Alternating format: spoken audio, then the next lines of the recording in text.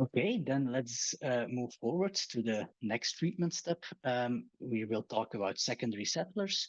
We will discuss two cases here, one of city of Kalamazoo in the US, Michigan, and one in Sweden of Uppsala Vatten, which is an ongoing project.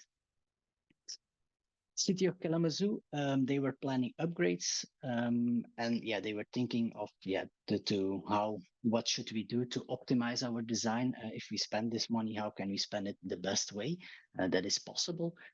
So they came up to us with certain designs that they wanted to test. So we tested a lot of different designs that they had in mind, and also we had some brainstorms together. How to we optimize these settlers? We're talking here about circular settlers. So that's the first case. The second case were rectangular settlers in Sweden of Uppsala Vatten, a utility. And that was a bit different. They had a problem with sludge washout during high flow. So the plant was designed for a certain flow rate, but they could see in reality that they could never achieve this flow rate, or they had sludge washout. So this problem was more focused on problem and solution investigation. So let's go to the first case, city of Kalamazoo. First of all, what we do is we really go for a model fine-tuned for this specific case. So we calibrate our settling curve based on measurements of the client, of the sludge, the real sludge properties, because that can differ from plant to plant. Once we have this, we really implement this in our unique sedimentation model, and we can have some outcomes, as you can see at the bottom, where you can see the sludge bed.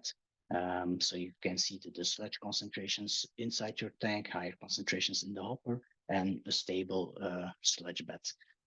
This was also validated as they had very good measurements at the city of Kalamazoo, and you can see that our model was matching very well with the data that they had.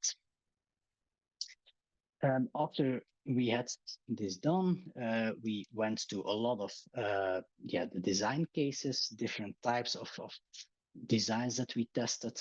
For example, the energy dissipation inlets, where we want to dissipate energy from the incoming flow. We could look at different types of baffles, for example, the density current baffle or the Crosby cylindrical baffle. And we could also change, or we played also with the real design, like the overflow weir was now not at the site. What would happen if we move this to the launder wall? These things we can all test.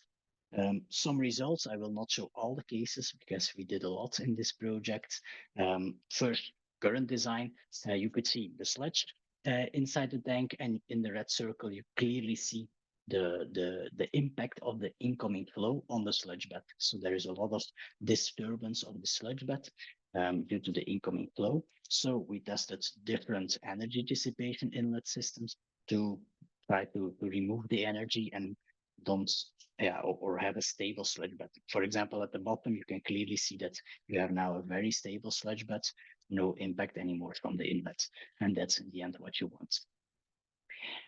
And another case of, for example, another discharge system where we were able to more efficiently remove the sludge. And in the end, that also lowered the sludge bed significantly. These are two examples.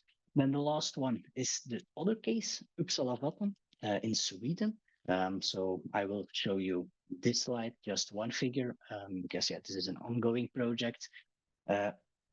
What the problem was is that they had high flows. They saw sludge washout. So what can you see on this figure? The streams show the lines show how the water is flowing, the colored by velocity. So in the beginning, you can see the incoming pipe. The red lines are first going up and then going down. So that's the incoming flow at high velocities. So we could observe very high velocities in this first part. The other color is the sludge that you can see. And you can see in the hopper, you don't have a very high sludge concentration. So it's only like 3-4 grams per liter. So you cannot really achieve good settling there due to this high turbulence from the incoming flow.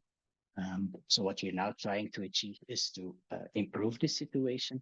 And we're trying to do some scenarios with, for example, a horizontal baffle but no results yet there because that's still ongoing.